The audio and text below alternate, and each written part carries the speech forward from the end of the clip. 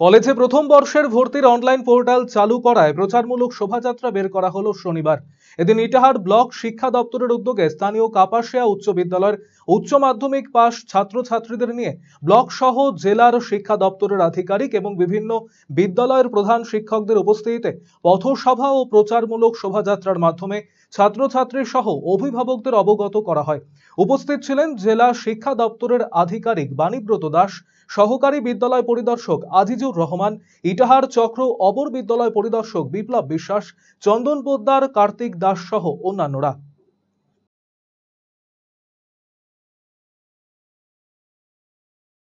যে এতদিন ধরে যেটা ছিল যে অফলাইনে ছাত্রছাত্রীরা বিভিন্ন কলেজে দৌড়াদৌড়ি করে ছোটাছুটি করে তারা ফর্ম ফিল আপ করে ভর্তি হতো, এতে অনেক রকম অসুবিধার তারা সম্মুখীন হতো। এমনকি কিছু তাদের পয়সা কড়ি দিক থেকেও তাদের সমস্যা হতো। একসঙ্গে দুটো কলেজে ভর্তি হলে দুটো কলেজেই ফিস দিতে হতো।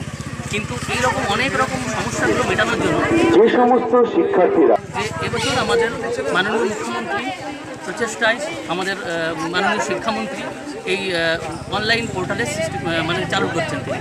অর্থাৎ এখানে করা হচ্ছে যে সারা ওয়েস্ট বেঙ্গলের মধ্যে যত কলেজ আছে তারা ছাত্রছাত্রীরা অনলাইনেই তারা অ্যাপ্লাই করে তাদের ফার্স্ট, সেকেন্ড, থার্ড, ফোর্থ এরকম করে অপশান দিয়ে চুজের অপশান দিয়ে তারা অ্যাপ্লাই করতে পারে।